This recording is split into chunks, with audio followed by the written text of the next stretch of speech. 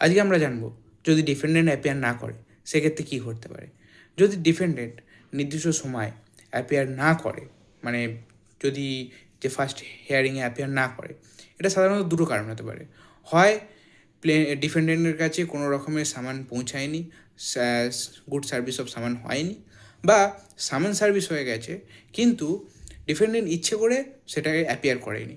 তো সেক্ষেত্রে যদি সামান সার্ভ না হয়ে থাকে সেক্ষেত্রে কোর্ট অর্ডার দেবে নতুন সামান সার্ভ করার জন্য।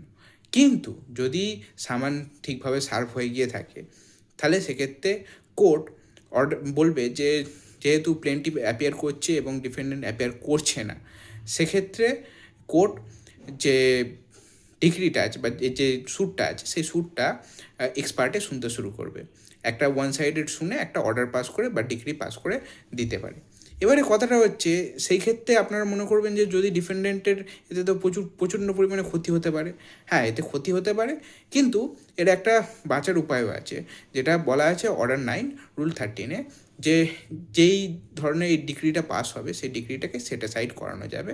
তবে হ্যাঁ, এর জন্য রিজনেবল গ্রাউন্ড আপনাকে দিতে হবে যে এই বিশেষ কারণের জন্য আমি অ্যাপিয়ার করতে পারিনি, বা সেগুলো যদি বলেন তবেই হবে। এবারে সেক্ষেত্রে যদি কোর্ট কস্ট কনসিডার করে হয়তো জিনিসটা অ্যালাউ করতে পারে, সেক্ষেত্রে ডিগ্রিটা সেট অ্যাসাইড হয়ে যাবে এবং হিয়ারিংটা আবার প্রথম থেকে শুরু হয়ে যাবে।